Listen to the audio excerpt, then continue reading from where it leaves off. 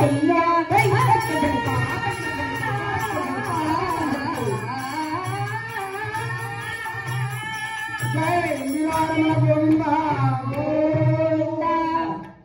బావా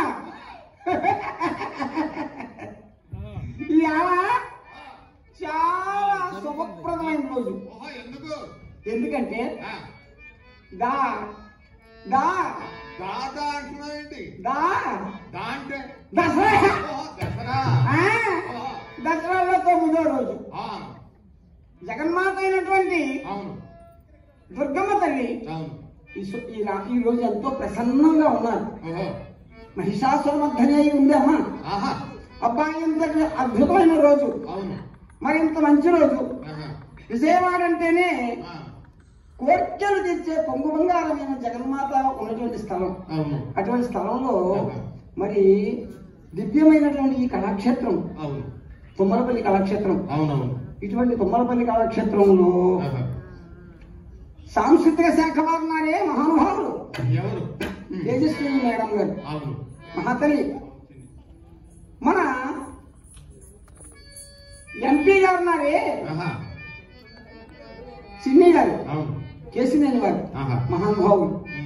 కళల పట్ల కన్నబిడ్డలను చూడాలనేటువంటి సంకల్పంతో చూస్తున్నటువంటి మహానుభావు. మరి నాకు తెలియదు అనుకుంటున్నారా? నాకెందుకు తెలియదు? మహానుభావులు వారే కాదు, మరి కృష్ణ పాత్ర కనబడితే ఎన్టీ రామారావు గారిని చూస్తే ఎలాగనుకుంటామో మన గుమ్మడి గోపాలకృష్ణ గారిని చూసినా కూడా అలాగే అనుకుంటాం. వారు అత్యున్నతమైనటువంటి కళాకారులు, ప్రథమ స్థాయి కళాకారులు.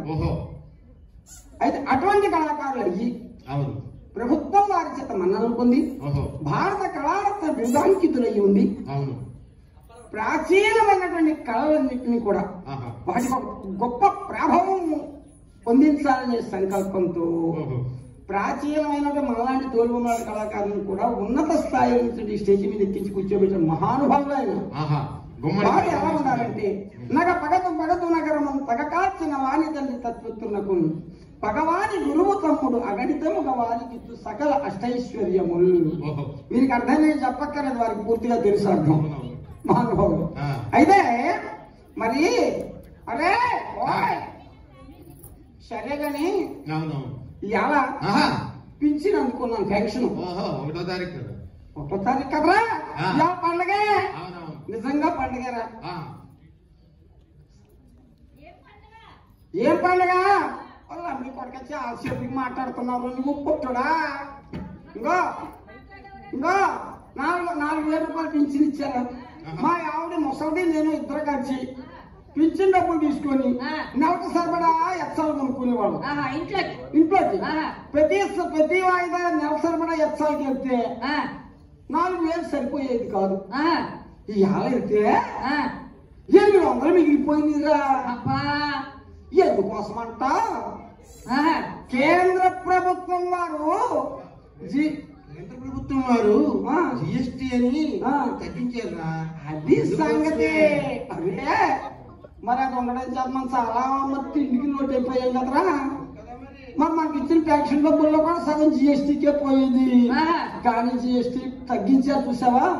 దీనివల్ల మన అందరికీ పండగే పండుగ, పండగే పండుగ, పండగే పండుగ.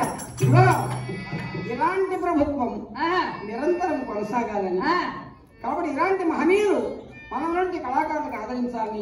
మనకున్న సమయం తక్కువ కాబట్టి కథలోకి వెళ్ళిపోదాం.